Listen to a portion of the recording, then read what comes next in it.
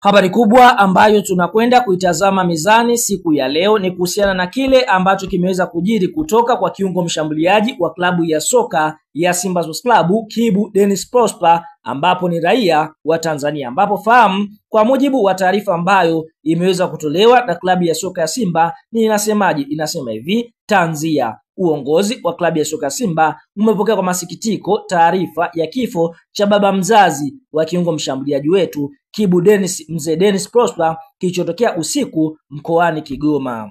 Simba inatoa salamu za pole kwa Kibu pamoja na familia nzima ya Mzee Denis kwa msiba huu mzito, na tupo pamoja katika kipindi hiki kigumu cha maombolezo. Uongozi wa klabu unaomba wana Simba wote pamoja na wana michezo kuwa pamoja kuna Kibu kwa sala na maombi katika kipindi hiki kigumu ili avuke salama na kuweza kurejea kwenye majukumu yake. Hiyo ndiyo taarifa ambayo imetolewa na klabu ya soka Simba. Kwa sasa Kibu amempoteza